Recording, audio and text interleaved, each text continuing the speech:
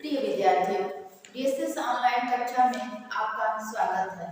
आज हम हिंदी व्याकरण के अंतर्गत अध्याय 17 अविकारी शब्द। इसके पहले हम लोगों ने विकारी शब्द पढ़ा था, जिसमें संज्ञा, सर्वनाम, विशेषण और क्रिया का अध्ययन किया था। तो विकारी शब्द किसे कहते हैं कि वे शब्द जिनमें लिंग, वचन और कारक के कारण परिवर्तन होता है, तो वे विकारी शब्द कहलाते हैं। और अविकारी शब्द वे शब्द जिनके लिंग, वचन और कारक में कोई परिवर्तन नहीं होता है। तो सबसे पहले हम अविकारी शब्द कि अविकारी शब्द से का शाब्दिक अर्थ क्या होता है। तो अविकारी शब्द का शाब्दिक अर्थ होता है बेटा परिवर्तन न होना, अर्थात जिसमें कुछ भी परिवर्तन न हो, जिसे अविकारी शब्द को अव्यय शब्द भी कहा जाता है। तो इस प्रकार हम अविकारी शब्द को परिभाषित कर सकते हैं कि जिन शब्दों में लिंग, वचन और कारक के कारण कोई परिवर्तन नहीं होता, उसे हम अविकारी या अव्यय शब्द कहलाते हैं। अब हम आते हैं इसके भेद पे। तो जैसा कि मैंने बताया कि विकारी के साथ 4 भेद होते हैं, संज्ञा, सर्वनाम, विशेषण और क्रिया। तो अब हम अविकारी शब्दों के भेद के बारे में जानेंगे। तो अविकारी शब्द के भी 4 प्रकार के होते हैं। अविकारी शब्द कितने प्रकार के होते हैं बेटा? तो 4 प्रकार के। पहला हमारा आता है क्रिया विशेषण, दूसरा संबंध बोधक, और तीसरा हमारा है समुच्चय बोधक शब्द, और चौथा हमारा है विस्मयादि बोधक शब्द। तो इस प्रकार अविकारी शब्द के कितने भेद होते हैं? 4। कौन कौन से? क्रिया विशेषण, संबंध बोधक, समुच्चय बोधक और विस्मयादि बोधक शब्द। तो ये होते हैं अविकारी शब्द के भेद। अब हम आते हैं सबसे पहले क्रिया विशेषण कि क्रिया विशेषण किसे कहते हैं। जैसे शब्द से ही पता चल रहा है, क्रिया शब्द और विशेषण अर्थात क्रिया की विशेषता बताना। विशेषण का अर्थ ही होता है विशेषता बताना, और ये हमारी क्रिया क्या होती है कि जो कार्य हम करते हैं। तो अर्थात हो जाएगा कि जो अविकारी शब्द क्रिया की विशेषता बताते हैं वे क्रिया विशेषण कहलाते हैं। क्रिया विशेषण जो अविकारी शब्द क्रिया की विशेषता बताते हैं वे क्रिया विशेषण कहलाते हैं। जैसे दादाजी धीरे धीरे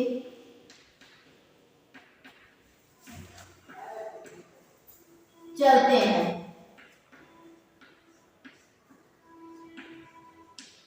अब हम इसमें कैसे जानेंगे कि क्रिया विशेषण क्या कहलाता है? तो चलना हमारी क्या है बेटा? क्रिया, और हमें इसकी विशेषता बताना है कि वो धीरे धीरे। दादाजी कैसे चलते हैं? तो धीरे धीरे, यानी हमारी क्रिया विशेषण यहाँ क्या हो जाएगा? धीरे धीरे। उसी प्रकार दूसरा उदाहरण आप लोग समझिए, अमित बहुत बोलता है।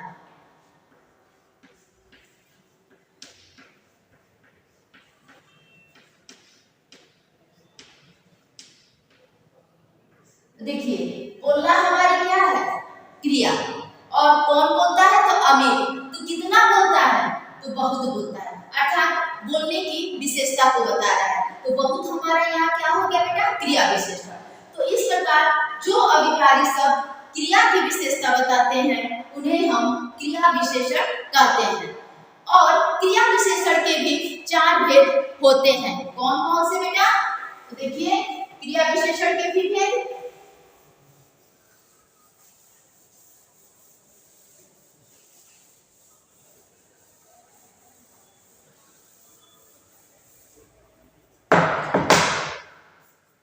पहला हमारा है रीतिवाचक। रीतिवाचक क्रिया विशेषण।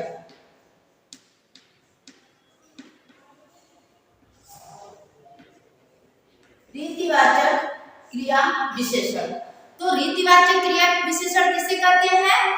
तो वे शब्द जो क्रिया के रीति ढंग का बोध कराते हैं उसे हम रीतिवाचक क्रिया विशेषण कहते हैं। जैसे मैंने कहा अभिषेक ध्यान पूर्वक पढ़ रहा है।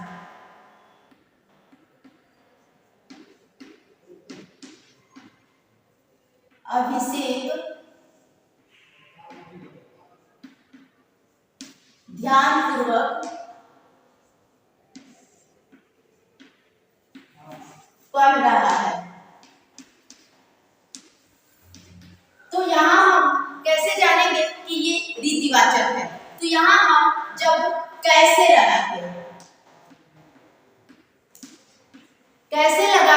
जब हम प्रश्न पूछते हैं और हमें जब उसका उत्तर मिल जाता है तो उसे हम रीतिवाचक क्रिया विशेषण कहते हैं। तो हमने कहा अभिषेक ध्यान पूर्वक पढ़ रहा है, तो अभिषेक कैसे पढ़ रहा है? तो हमारा क्या हो गया बेटा? ध्यान पूर्वक, क्योंकि पढ़ना हमारी क्रिया है और कैसे पढ़ना है? तो ये ध्यान पूर्वक, यानी उसकी विशेषता को बता रहा है।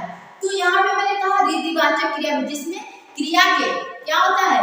रीति ढंग का बोध कराता है उसे हम रीतिवाचक क्रिया विशेषण कहते हैं। उसके बाद दूसरा हमारा है जैसे रिया धीरे धीरे गाती है। तो यहाँ देखिए रिया कैसे गाती है? तो धीरे धीरे, अर्थात हमने जब कैसे लगा के प्रश्न पूछा तो हमारा आंसर आया धीरे धीरे। तो ये क्या है? ये हमारी रीतिवाचक क्रिया विशेषण है। रीतिवाचक क्रिया विशेषण में जैसे मान लीजिए अचानक, तेज, धीरे धीरे, ध्यान पूर्वक, ये सब क्या है? ये सब क्रिया विशेषण में भी आते हैं, अर्थात रीतिवाचक क्रिया विशेषण में। अब हम क्रिया विशेषण के दूसरे भेद के बारे में जानेंगे कि क्रिया विशेषण का दूसरा भेद क्या होता है। दूसरा भेद है हमारा कालवाचक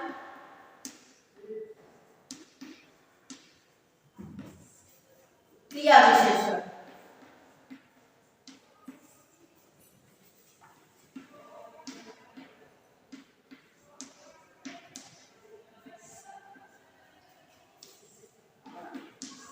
कालवाचक क्रिया विशेषण जो शब्द क्रिया के करने के समय का बोध कराता है, जो शब्द क्रिया के करने का समय का बोध कराता है उसे हम कालवाचक क्रिया विशेषण कहते हैं। जैसे बालक रात भर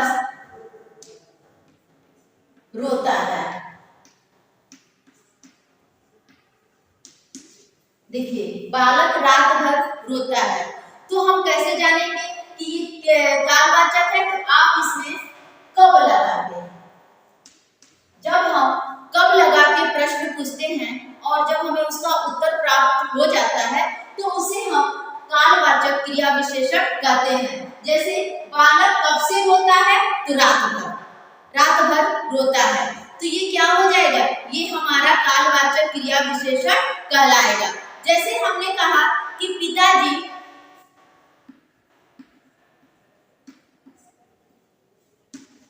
अभी आए हैं,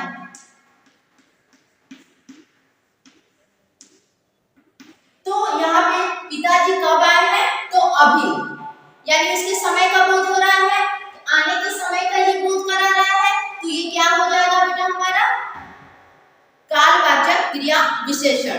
जैसे इसमें अभी, आज, कल, सुबह, शाम इत्यादि, ये क्या है? ये कालवाचक क्रिया विशेषण कहलाते हैं कि जिनका इनका हम लोग क्या करते हैं? शब्द इनसे प्रयोग हुआ रहता है, तो ये क्या होते हैं? क्रिया के समय का बोध कराते हैं। तो वे शब्द जो क्रिया के होने या समय का बोध कराते हैं उसे हम कालवाचक क्रिया विशेषण कहते हैं। अब हमारा तीसरा है स्थानवाचक।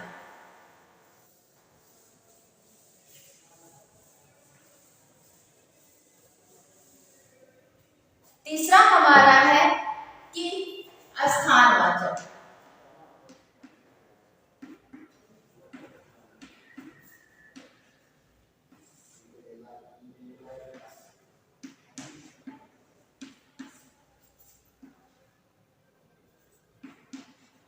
स्थानवाचक क्रिया विशेषण। तीसरा हमारा है स्थानवाचक क्रिया विशेषण। कि स्थानवाचक क्रिया विशेषण किसे कहते हैं? वे शब्द जो क्रिया के होने या करने में स्थान का बोध कराए। देखिएगा ध्यान से कि वे शब्द जो क्रिया के करने या होने में स्थान का बोध कराए उसे हम स्थानवाचक क्रिया विशेषण कहते हैं। जैसे हम उदाहरण के द्वारा इसको समझेंगे। जैसे बंदर पेड़ के ऊपर बैठा है।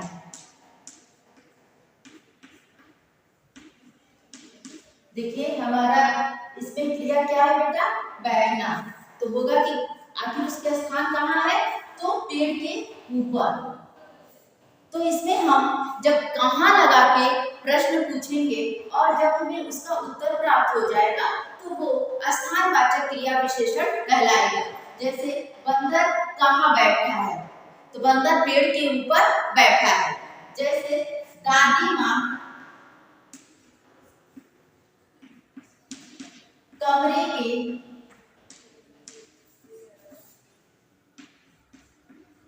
भीतर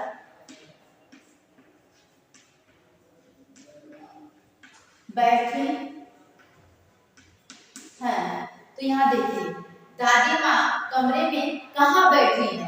तो भीतर, यानी उनके स्थान क्या हो गया? भीतर। तो इस प्रकार इसके कुछ स्थान क्या होते हैं क्रिया के? जैसे अंदर, बाहर, ऊपर, नीचे, दाएं, बाएं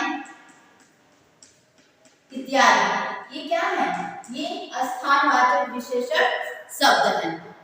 अब हम चौथा जो क्रिया विशेषण का लास्ट अर्थात अंतिम भेद है वो क्या है?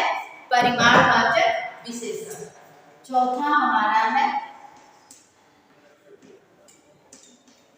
परिमाणवाचक क्रिया विशेषण।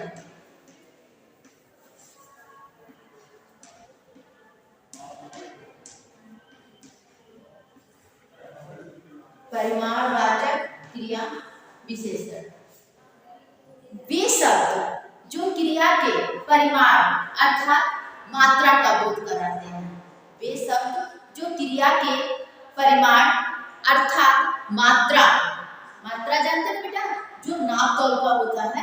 तो वे शब्द जो क्रिया के परिमाण अर्थात मात्रा का बोध कराते हैं उसे हम परिमाणवाचक क्रिया विशेषण कहते हैं। जैसे अमित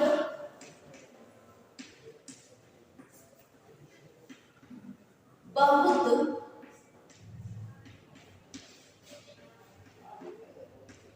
बोलता है। तो देखिए यहाँ पे हम अमित बोलता है तो कितना बोलता है बेटा? तो बहुत। तो जब हम इसमें कितना लगाते प्रश्न पूछेंगे और जब हमें उसका उत्तर मिल जाता है तो क्या होता है? परिमाणवाचक क्रिया विशेषण। तो अमित कितना बोलता है? तो बहुत बोलता है। उसके बाद से अगला उदाहरण हम दे सकते हैं कि जैसे इस बार वर्षा अधिक होगी। इस बार वर्षा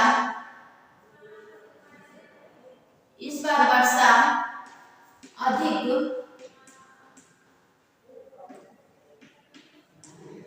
होगी। तो इस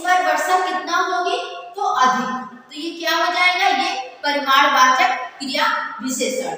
इसको हम जैसे मान लीजिए कुछ परिमाणवाचक क्रिया विशेषण क्या होता है बेटा, बहुत, अधिक, कम, थोड़ा इत्यादि। ये क्या है, ये परिमाणवाचक क्रिया विशेषण शब्द हैं जो परिमाणवाचक क्रिया विशेषण शब्द में आता है। तो ये था क्रिया विशेषण के भेद। तो क्रिया विशेषण के कितने भेद होते हैं बेटा, 4। कौन कौन से, रीतिवाचक क्रिया विशेषण, कालवाचक क्रिया विशेषण, स्थानवाचक क्रिया विशेषण और परिमाणवाचक क्रिया विशेषण। तो स्थानवाचक क्रिया विशेषण किसे कहते हैं, वे सब जो क्रिया के रीति ढंग का बोध कराते हैं, तो उसे हम रीतिवाचक क्रिया विशेषण कहते हैं। कालवाचक क्रिया विशेषण वे सब जो क्रिया के करने के या होने के समय का बोध कराता है, तो उसे हम कालवाचक क्रिया विशेषण कहते हैं। और स्थानवाचक क्रिया विशेषण वे सब जो क्रिया के होने या करने में स्थान का बोध कराता है, तो उसे हम स्थानवाचक क्रिया विशेषण कहते हैं। चौथा हमारा है परिमाणवाचक क्रिया विशेषण, वे सब जो क्रिया के परिमाण अर्थात मात्रा का बोध कराता है, तो उसे हम परिमाणवाचक क्रिया विशेषण कहते हैं। तो आज हम लोग अभिकारी शब्द किसे कहते हैं, अभिकारी शब्द के कितने भेद होते हैं और क्रिया विशेषण के कितने भेद होते हैं, इसके बारे में अध्ययन किया है। उम्मीद है कि आप लोग को सब समझ में आया होगा। अगले वीडियो में हम लोग संबंध बोधक, उसके बाद समुच्चय बोधक और विस्मयादि बोधक का अध्ययन करेंगे। धन्यवाद।